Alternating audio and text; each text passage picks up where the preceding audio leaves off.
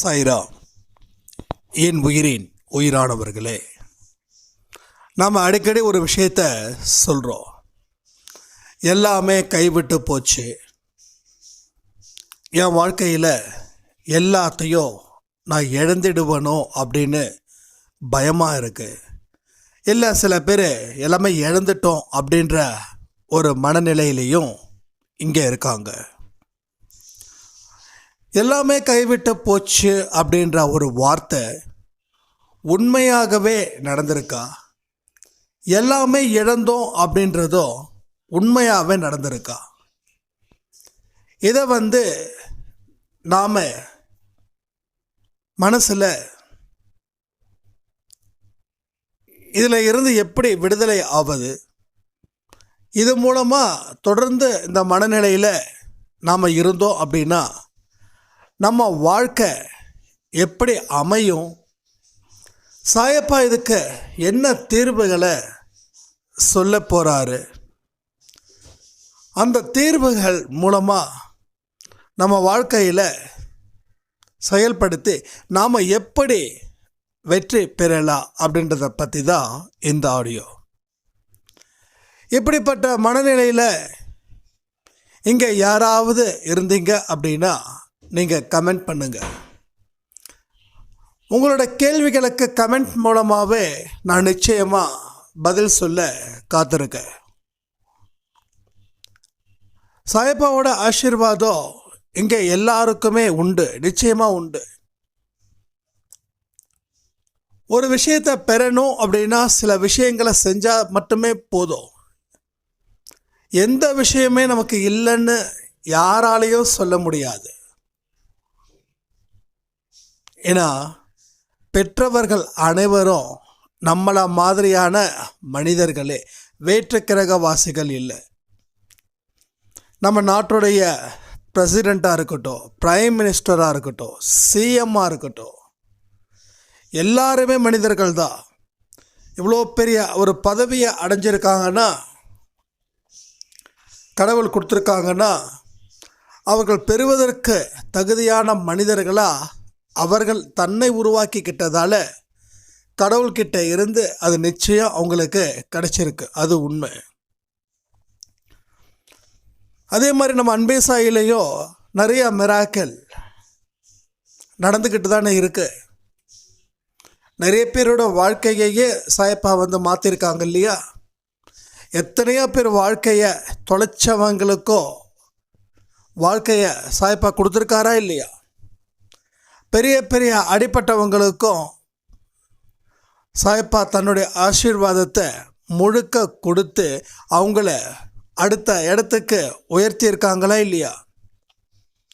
நாம் கமெண்ட்டில் நிறைய பேரோட மெசேஜஸ் படிக்கிறதே இல்லை. அதை படிச்சிருந்தீங்கன்னா உங்களுக்கு இன்னமும் நம்பிக்கை அதிகரிக்கும். அதனால் சில விஷயத்தை நீங்கள் கவனமாக கேளுங்க. எந்த ஒரு ஆடியோவையும் முழுக்க பாருங்க அப்படின்றத நான் சொல்லிட்டேன். அதுக்கப்புறம் உங்கள் விருப்பம். எதுவுமே கைவிட்டு போகலைங்க, அதுதான் உண்மை. நாம் நினச்சது நடக்கலைன்னா அது கைவிட்டு போனதா நாம் நினைக்கிறது தான் தப்பான விஷயங்கள். ஒரு மனுஷனும் நினச்சது நடக்கணும் அப்படின்னா இந்த உலகமே சுடுகாடாக போயிடும். என்னடா அது இவ்வளோ பெரிய வார்த்தை சொல்கிறோம் அப்படின்னு நீங்கள் நினைக்க வேண்டாம். ஒரு விஷயத்தை முடிவு பண்ணுங்களேன்.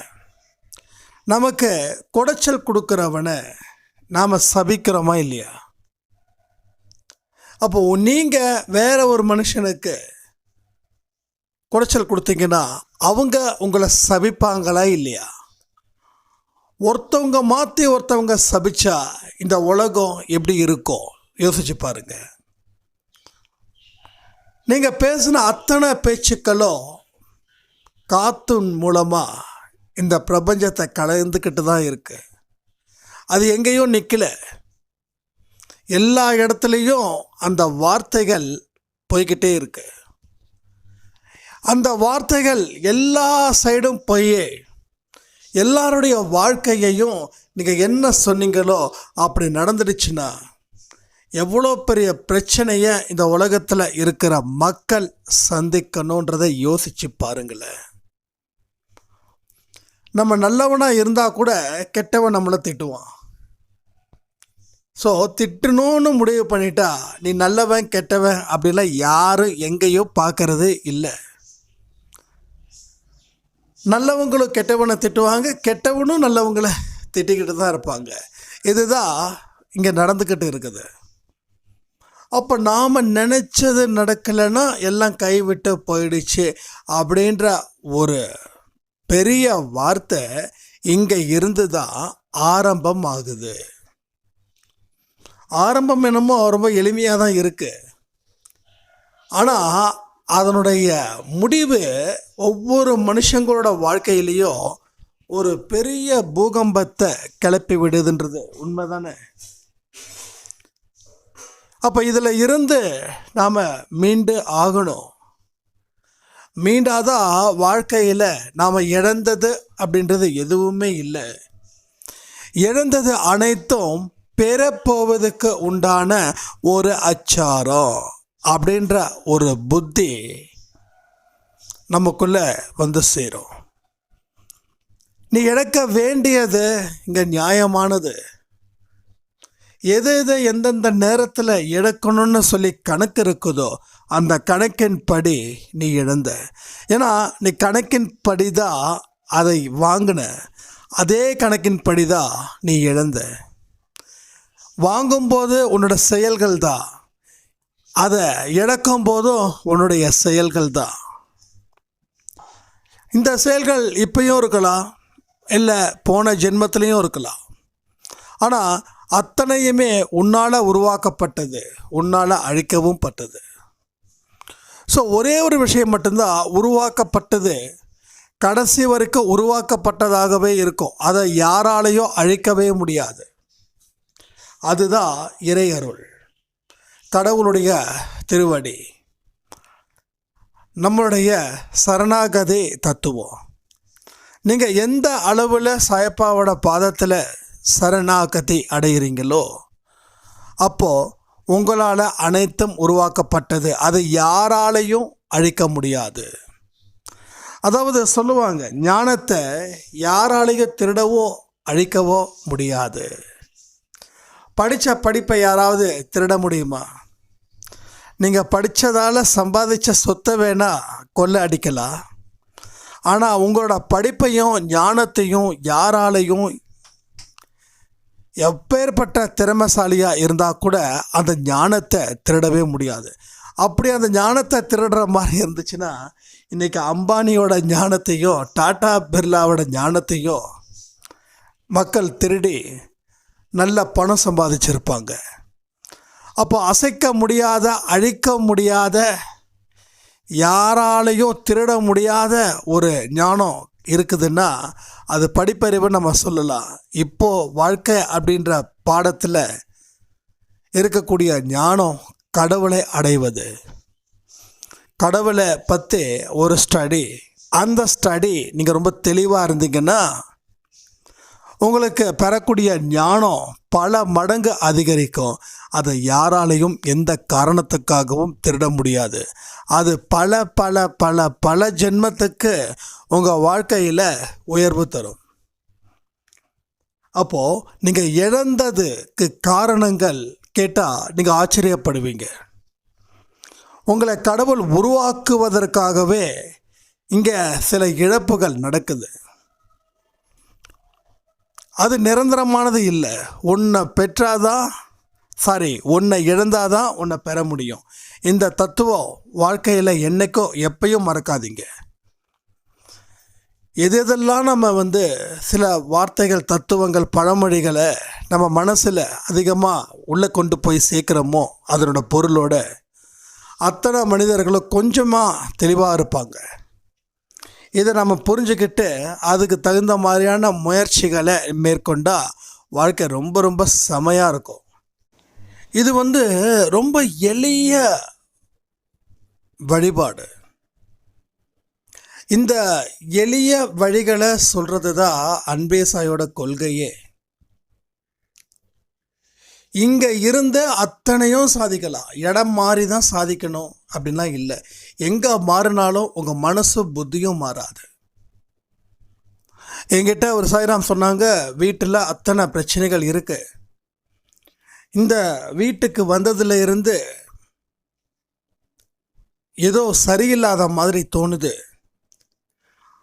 அதனால் நாங்கள் வீட்டை காலி பண்ணிடலாமா அப்படின்னு. அப்போ அவங்களோட அந்த விழிப்புணர்வு சுத்தமாகவே இல்லை. அவங்களுக்கு மட்டும் இல்லை, பல பேருக்கு. ஏன் எனக்கு கூட ஒரு காலத்தில் சாயப்பாவை ப்ரே பண்ணுறதுக்கு முன்னாடி இருந்துச்சு. அடிக்கடி என்னோடய ஆஃபீஸரோட டேபிளில் கிழக்கு தோசை, கிழக்க நோக்கி தெற்க நோக்கி நான் போட்டுட்ருப்பேன். ஏன்னா வரவன் போகிறவன், சரி வரவங்க போகிறவங்க, இது ஏன் அவங்கெல்லாம் அவை சொல்கிறேன்னா, எதை பற்றியுமே புரிஞ்சிக்காமல் ஏதாவது ஒன்று பேசிட்டு போகக்கூடிய மக்கள். சரி, அவங்க தான் அப்படி பேசுகிறாங்கன்னா நமக்கு எங்கே போச்சு அப்படின்ற மாதிரி தான் எனக்கு இப்போ தோணும். அப்போ எல்லாத்தையும் மாற்றி மாற்றி போட்டுமே எதுவுமே செட் ஆகவே இல்லை. இப்போ பாருங்களேன், நீங்கள் யோசிச்சு பாருங்கள். நீங்கள் ஒரு வீட்டில் இருக்கீங்க, அந்த வீட்டில் உங்களுக்கு ஏதோ ஒரு சில பிரச்சனைகள் இருக்குதுன்னு, அந்த வீடு தான் பிரச்சனைன்னு நீங்கள் முடிவுக்கு வருவீங்களா, இல்லை நீங்கள் தான் பிரச்சனை அப்படின்ற ஒரு முடிவுக்கு வருவீங்களா? நாம் பழிய யார் யார் மேலெல்லாம் தூக்கி போடுறோம் பார்த்தீங்களா? வீட்டு மேலேயும் தூக்கி போடுறோம், ஆட்கள் மேலேயும் தூக்கி போடுறோம். ஆனால் நம்ம மேலே ஒரு நாள் கூட இது வரைக்கும் பழியை தூக்கி போட்டதே இல்லை. ஏன்னா நமக்கு அடிப்பட்டால் வலிக்கும், மற்றவனுக்கு அடிப்பட்டால் வலி இல்லைல்ல. அதனால் எவ்வளோ வேணாலும் தூக்கி போடலாம். தவறுகளை திருத்துறவங்களுக்கு தான் வாழ்க்கையில் வெற்றி. தவறுகளை மறுபடியும் மறுபடியும் இன்னொருத்தவங்க மேலே சொல்லிக்கிட்டே இருக்கிறவங்களுக்கு அது எங்கே வெற்றி பெற முடியும்? அது போனது தான். அந்த நிலை தான் இங்கே இருக்குது. அதனால தான் எல்லாமே ஒரு முடிவுக்கு வரும். வீடு சரியில்லை, வீடை மாற்று. சரி, அங்கே போய் நல்லா இருக்கியா, அங்கேயும் இதே ராமாயணம் தான். ஏன்னா நம்ம கர்மா நம்ம கூட தானே பின்தொடரும். உங்கள் நிழலை நிறுத்த முடியுமா? உங்கள் நிழல் உங்களை பின்தொடர்ந்து தான் வரும். என்றைக்குமே உங்களோட நிழலை நீங்கள் பார்த்தீங்கன்னா அதுதான் உங்கள் கர்மா. அப்போ சில நேரத்தில் நிழல் இல்லை, வெளிச்சம் இல்லைன்றதெல்லாம் நிழல் இல்லை. அது நிழல் இல்லைன்னு சொல்லலை, அது மறைஞ்சிருக்குது. அதே மாதிரி தான் கடவுளோட துணை இருந்துச்சுன்னா அந்த கர்மா மறைஞ்சிருக்கும். கடவுளோட துணை இல்லைன்னா அந்த கர்மா மறையாது. அது நம்ம கண்ணுக்கு தெரியும். அது கண்ணுக்கு தெரிஞ்சால் நமக்கு ஆபத்து, கண்ணுக்கு தெரியாமல் இருந்தால் நமக்கு சந்தோஷம். அப்போ கண்ணுக்கு தெரியாமல் இருக்கணும்னா அதுக்கு ஒரே வழி, கடவுள்கிட்ட நாம் நம்மளை ஒப்படைக்கிறத தாண்டி வேறு எதுவுமே இல்லை. உங்கள் முடிவின் மேலே, உங்கள் அறிவின் மேலே நீங்கள் சில விஷயங்களை எடுத்தீங்கன்னா அது தோல்வியில் முடியும். ஆனால் கடவுள் மேலே பாரத்தை போட்டு, கடவுள் ஒன்றே எனக்கு துணை, என்னோட முயற்சிகள் எல்லாமே அவர் சம்மந்தப்பட்டது தான், என் வாழ்க்கையில் அவர் இல்லாத ஒரு இடம் எங்கேயுமே இல்லை அப்படின்ற ஒரு நிலையை நீங்கள் உருவாக்கணும் உங்கள் மனதில். இது ராசியே இல்லாத வீடுங்க, இந்த வீட்டுக்கு போனீங்கன்னா எல்லாம் இழந்துடுவாங்கன்னு யாராவது சொன்னால் கூட நீங்கள் ஜெய்ஜாண்டிக்காக அந்த வீட்டில் போய் நீங்கள் இருக்கலாம். ஏன்னா மனிதருடைய துணையை தாண்டி கடவுளோட துணை தான் இங்கே அவசியம். நீங்கள் ஒரு மனுஷனை நம்பி இருக்கிறீங்க, அவர் தான் உங்களுக்கு துணை, அவர் தான் உங்கள் வாழ்க்கை, அவர் தான் உங்கள் உயிர், அவர் தான் உங்களை காப்பாற்றுறாரு அப்படின்னு ஒரு உதாரணத்துக்கு சொல்கிறேன். நீங்கள் நம்பி இருக்கீங்க, இது ரொம்ப சந்தோஷமான விஷயந்தான், நான் தப்பு சொல்லவே இல்லை. இப்போது அவருக்கு எந்த பிரச்சனையும் வராதா? அவர் யாரை பற்றியும் பயப்பட மாட்டாரா? சொல்லுங்கள். உங்களுக்கு இருக்கக்கூடிய சூழ்நிலை அவருக்கு இருக்கும், அவர்கிட்ட சொல்லாமல் இருக்கலாம், இல்லை அவருக்கு அந்த சூழ்நிலை வராமல் இருக்கலாம். ஆனால் உங்களை விட நீங்கள் டிபெண்ட் பண்ணக்கூடிய இருக்கக்கூடிய பர்சன்ஸ் நிச்சயமாக பலகீனமாக தான் இருப்பாங்க. அந்த சூழ்நிலை வரலன்றதால எல்லாரும் தைரியமான மனிதர்களாக இருக்காங்களே தவிர, அந்த சூழ்நிலை வந்துடுச்சுன்னா எல்லாருமே பலகீனமானவர்கள் தான். அப்போது மனிதனுடைய துணையில் நம்ம தைரியம் இல்லை, கடவுளுடைய துணையில் தான் நம்ம தைரியம் இருக்குது. இதை நீங்கள் புரிஞ்சுக்கணும். இப்போ ஏன் இழந்தோம் அப்படின்னா, இத்தனை நாள் என்ன உயிருமா பார்த்துக்கிட்டாரு, கண்ணும் கருத்துமாக பார்த்துக்கிட்டாரு. இப்போது என்னோட மனைவி என்னை விட்டுட்டு போயிட்டாங்க, என் கணவர் என்னை விட்டுட்டு போயிட்டாங்க. இந்த மாதிரியான மனிதர்கள் இன்னைக்கு ரொம்ப பல பேர் ஜாஸ்தி. ஒரு வருஷம் கல்யாணம் ஆகுது, அடுத்த வருஷம் டைவர்ஸ் ஆகுது, அடுத்த வருஷம் இவர் வேற ஒரு கல்யாணம் பண்ணிக்கிறாரு, அவர் வேற ஒரு கல்யாணம் பண்ணிக்கிறாரு. இது இப்போ ஃபேஷனாக போயிடுச்சு. அதாவது வெளிநாட்டு கலாச்சாரம் இங்கே பரவுது, அவங்களே வியக்கிற அளவுக்கு இங்கே வேற லெவலில் போகுது. இதெல்லாம் நடக்குது. நான் மறுமணத்தை எதிர்க்கலை. மறுமணம் கண்டிப்பாக அவசியம் இருந்தால் பண்ணிக்கோங்க. ஆனால் மறுமணத்தை பண்ணணும் போது நம்ம மனசில் இருக்கக்கூடிய விஷயங்களுக்கு, கேள்விகளுக்கு பதில்கள் இருக்கான்றதை பார்த்துட்டு அதுக்கப்புறமா அடுத்த கால் எடுத்து வைங்க. இது என்னோடய பர்சனல் லைஃப்பில் நடந்த விஷயத்தை தான் நான் சொல்கிறேன். எனக்கும் நிறைய மறுமணம் செய்வதற்கு உண்டான நிறைய பேர் என் மூலமாகவும் என்கிட்டையும் கேட்குறாங்க, நம்ம அம்மா அப்பா சைட்லையும் கேட்குறாங்க, இன்னும் சொந்த பந்தங்கள் நண்பர்கள் மூலமாகவும் கேட்டுட்டு தான் இருக்காங்க, பெண் இருக்க பார்க்குறீங்களா அப்படின்னு. ஆனால் சில கேள்விகளுக்கு உண்டான பதில்கள் எனக்கு கிடைச்சதுன்னா நிச்சயமாக மேரேஜ் பண்ணிக்கிறதுல பிரச்சனையே இல்லை. ஆனால் பதில்கள் கிடைக்கலன்னா அவருக்கு இன்னமும் என்ன சரி பண்ணுறதுக்கு தயாராகிறாருன்னு அர்த்தம். யார்? சாயப்பா. நானே பதில்களை தேடக்கூடாது. இல்லை, நமக்கு ஒரு குடும்பம் இருந்துச்சுன்னா, நமக்கு ஒரு துணை இருந்துச்சுன்னா நமக்கு பிரச்சனைகள் தீருமே. அப்போ பிரச்சனைகள் தீர்வதற்காக துணையை தேடினா பிரச்சனைகள் அதிகரிக்கும். அப்போ எதை வச்சு நம்ம தேடணும் அப்படின்றது ஒவ்வொருத்தவங்களோட கர்மாக்களை பொறுத்தது. அதற்கு உரிய பதில்கள் இதுதான் அப்படின்னு சொல்லி ஒரு ஸ்ட்ரைக் கொடுத்தாங்கன்னு வச்சுக்கோங்க, அது நமக்கு சிறப்பாகவே இருக்கும். இவ்வளோதான். அப்போது கணவர் என்னை விட்டு பிரிஞ்சிட்டாரு, என் வாழ்க்கை முடிஞ்சிடுச்சா? இல்லை. எப்படி முடியும்? மனைவி என்னை விட்டுட்டு பிரிஞ்சிட்டாங்க, என் வாழ்க்கை முடிஞ்சிடுச்சா? அதுவும் இல்லை. அது எப்படி முடியும்? கணவர் பிரிஞ்சதுக்கு காரணத்தை தேடலை, மனைவி பிரிஞ்சதுக்கு உண்டான காரணத்தை தேடலை. ஏன்னா அந்த காரணத்தை நம்ம நிறைய பேசிட்டோம், அது புதுசாக பேசணுன்ற அவசியம் இல்லை. ஆனால் இன்றைக்கி இருக்கக்கூடிய சூழ்நிலையை அதை ஏற்றுக்கிறத தாண்டி வேறு எந்த புத்திசாலித்தனமும் எதுவுமே இல்லை, உலகத்திலே இல்லை. இந்த கேள்விக்கு ஒரே பதில் தான், ஒன்றே ஒன்று தான். எதுவாக இருந்தாலும் அதே அளவில் ஏற்றுக்கோ. அதை தான் வெற்றியோட முதல் தொடக்கமே. உன் தோல்வியை ஒத்துக்கலைன்னா உனக்கு வெற்றி இல்லை. இதை விட சிம்பிளாக எப்படி சொல்கிறது? ஒன்று 10 பேர் ஏமாற்றிட்டாங்க அப்படின்னா நாம் அதை ஒத்துக்கலை, என்ன போய் ஏமாற்றிட்டாங்களே, அப்போ என்ன ஏமாத்திருக்க கூடாதுன்றதுல தான் ஒத்துக்கிறோம். அப்போ உங்கள் பார்வை அதனுடைய வழிகள் வேறு மாதிரி போகுது. என்ன போய் ஏமாற்றிட்டாங்கன்னா உங்களை ஏமாற்றக்கூடாது அப்படின்றதுல நீங்கள் தெளிவாக இருக்கீங்க. அப்போ ஏமாத்தினதை நீங்கள் அக்செப்ட் பண்ணலைன்ற ஒரே ஒரு காரணத்துக்காக தான் உங்கள் வாழ்க்கையில் இன்னைக்கு வரைக்கும் பிரச்சனைகள் அதிகரிச்சுக்கிட்டே இருக்குது. இதுதான் point. So day by day problem reduce ஆகணும் அப்படின்ற இடத்துல ப்ராப்ளம் வில் பி இன்க்ரீஸ், அதிகரிச்சுக்கிட்டே இருக்கு. அப்போ நம்ம இன்னுமே புத்திசாலித்தனமான முடிவெடுக்கலாமா? இன்றைக்கி உங்கள் வாழ்க்கையில் என்ன நடந்திருக்கோ அது உண்மை, அதை யாராலையும் மாற்ற முடியாது.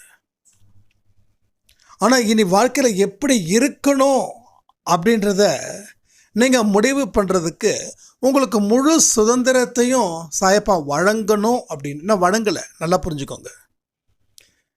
நான் வழங்கலை. அவர் எப்போ வழங்குவார்ன்றதையும் நான் சொல்லிடுறேன். என்னைக்கு உங்கள் மனதில் உங்களுடைய கடந்த காலத்தில் ஏற்பட்ட இழப்புகளை நீங்கள் முழு அளவில் ஒத்துக்கிட்டு, ரெண்டாவது உங்கள் மன ரீதியான சில பலகீனங்களை அகற்ற, பலத்தை பெருக்க, அதாவது பலகீனமான விஷயத்தை அகற்றணும், பலத்தை பெருக்கணும். இதற்கு உங்கள் மனதை முதல்ல சாந்தப்படுத்தணும்.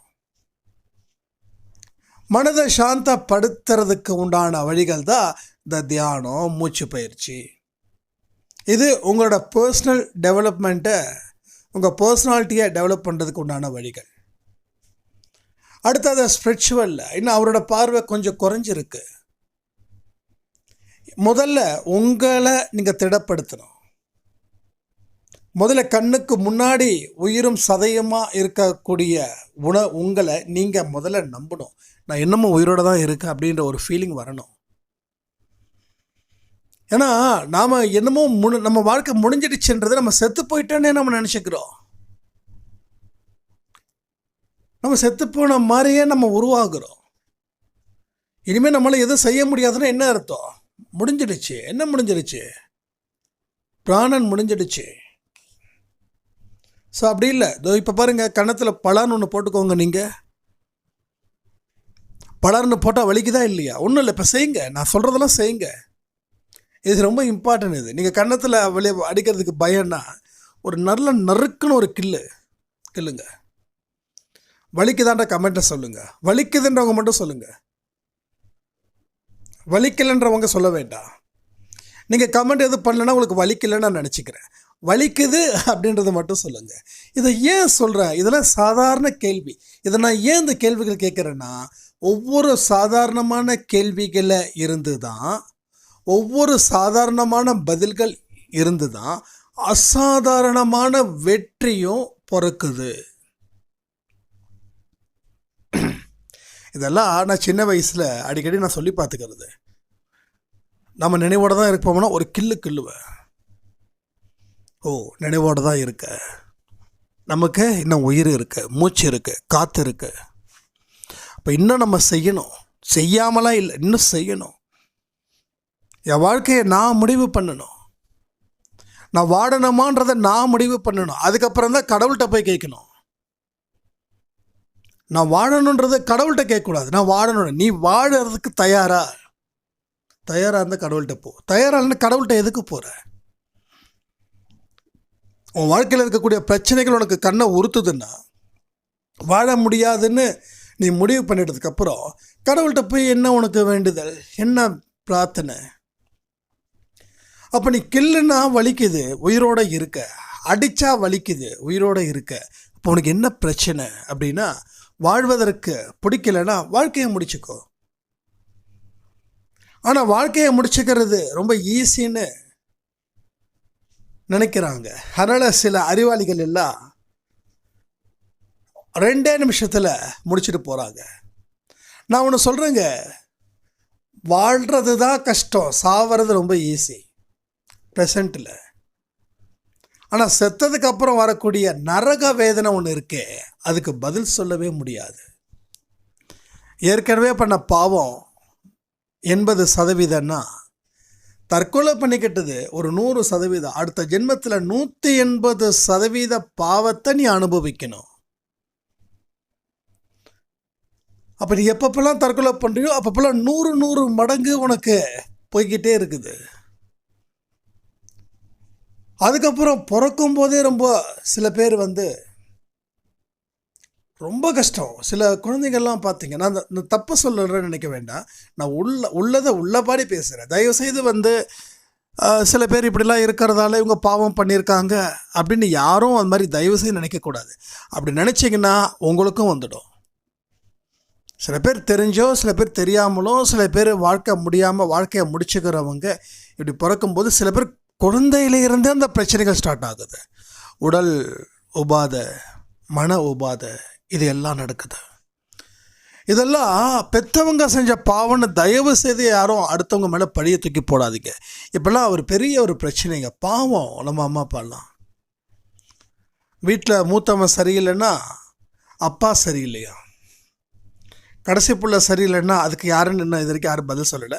ஆனால் மூத்தவன் வாழ்க்கை சரியில்லை அப்படின்னா அப்பன் சரியில்லை, அப்பன் பண்ண பாவம் பிள்ளைய வந்து சேரும். இதெல்லாம் பைத்தியக்காரத்தனமான விஷயங்கள். பெற்றவங்களை நம்ம மறுபடியும் பழி சொன்னோம், வாழ்க்கையில் உருப்பட மாட்டோம். அதுக்கு தான் சொன்னேன் இந்த வார்த்தை. இதெல்லாம் பைத்தியக்காரத்தனமான வார்த்தைகள். இந்த பைத்தியக்காரத்தனமான வாழ்க்கையை நீங்கள் வாழ்ந்தீங்கன்னா பைத்தியம் பிடிச்ச மாதிரி நடுத்தெருவில் தான் நம்ம நிற்போம்.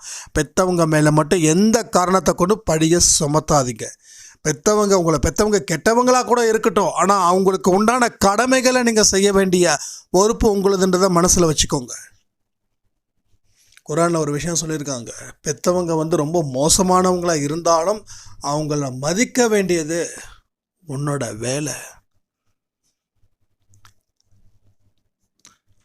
மதிக்கணும் தானே தவிர உதவி செய்யணும்லாம் போடல. அதையும் புரிஞ்சுக்கோங்க. நீங்கள் செய்யக்கூடிய உதவி உங்கள் பெற்றவங்க பல பேரோட வாழ்க்கை அழிக்கிற மாதிரி இருந்தால் உதவி செய்யாத. நீ பெற்றவன் சரியில்லை, அவன் சோத்துக்கே வழி இல்லாமல் இருக்கானா அவனுக்கு சாப்பாடு போடு, உன் கடமையாக செய். தண்டனை நீ கொடுக்காத, படைச்சவன் கொடுக்கட்டும். நீ கொடுக்கறதுக்கு நீ யார்? இங்கே எல்லாரும் அப்படிதான். தண்டனை கொடுக்கறது ரொம்ப தெளிவாக இருக்கும். என்ன நம்ம அவ்வளோ பெரிய ஆட்களா? ஒரு உயிரை காப்பாற்றக்கூடிய டாக்டர்ஸ் கூட கடவுளை கும்பிட்டு தான் உயிரையே காப்பாற்றுறாங்க. தீர்ப்பளிக்கக்கூடிய ஜட்ஜஸ் கூட கடவுளோட நம்பிக்கை இருக்குது. ஸோ எல்லாரை விட பெரியவர் கடவுள். ஒருத்தவங்களோட வாழ்க்கையை தீர்மானிக்கிற ஜட்ஜாக இருக்கட்டும், டாக்டராக இருக்கட்டும், போலீஸ் ஆஃபீஸராக இருக்கட்டும், இல்லை பொலிட்டிஷியனாக இருக்கட்டும், இல்லை மினிஸ்டராக இருக்கட்டும், இல்லை சிஎம்மாக இருக்கட்டும், எல்லாருக்கும் மேலே ஒரு எஜமானன் இருக்கார். அவர் தான் கடவுள். அதனால் பார்த்து நம்ம வார்த்தைகளை யூஸ் பண்ணணும்.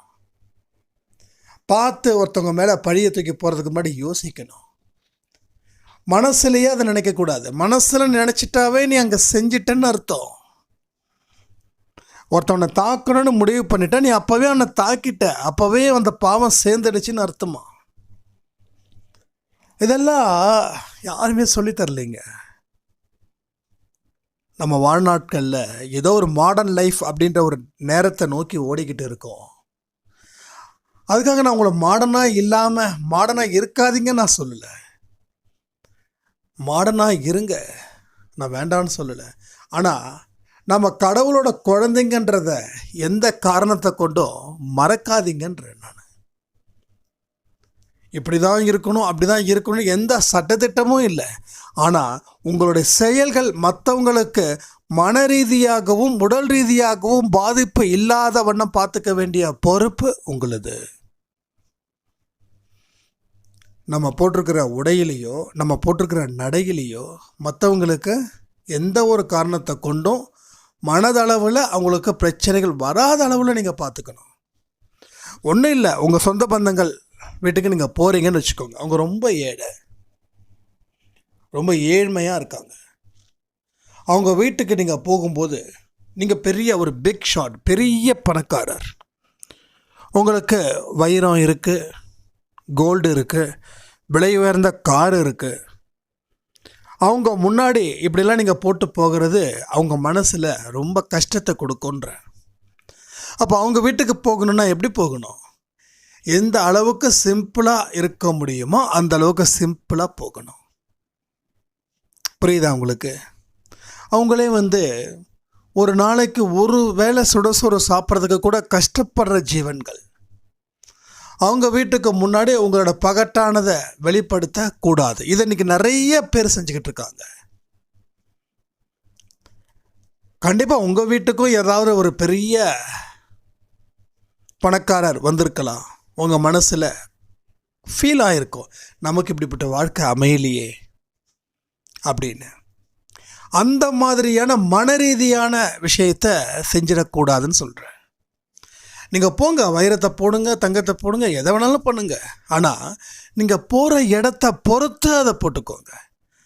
அது மாதிரியான ஆட்கள் இருக்கிற இடத்துல நீங்கள் அப்படி போங்க. ஆனால் ஒரு மிடில் கிளாஸ்கிட்டையோ இல்லை மிடில் கிளாஸ்க்கு கீழே இருக்கிற மனிதர்கள்கிட்டேயோ உங்களோட ஆடம்பரத்தை தயவு செய்து காட்டாதீங்க. இது ரொம்ப தவறான விஷயங்கள். அப்போ நான் என்ன சொல்கிறேன், மாடர்னாகவும் இருங்க, ஆனால் எந்த இடத்துக்கு போகிறீங்களோ அதுக்கு தகுந்த மாதிரி பிளான் பண்ணுங்கன்ற, அவ்வளோதான்.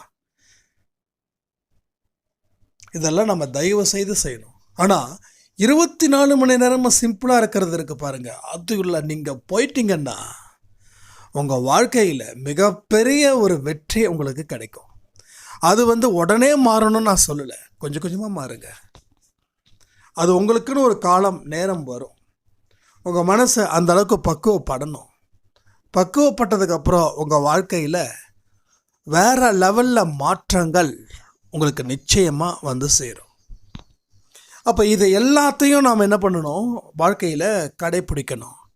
இதை கடைப்பிடிக்க தான் உங்கள் வாழ்க்கையில் வெற்றிகரமான பக்கங்கள் எழுதப்படும், அதாவது தீர்ப்புகள் மாற்றி எழுதப்படும். முதல்ல உங்கள் மேலே இருக்கக்கூடிய நம்பிக்கை, ரெண்டாவது கடவுள் மேலே வச்சிருக்கக்கூடிய நம்பிக்கை.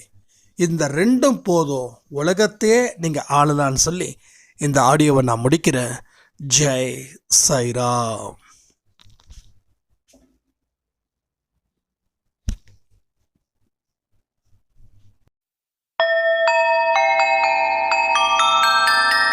ஓம் சாயிராம்.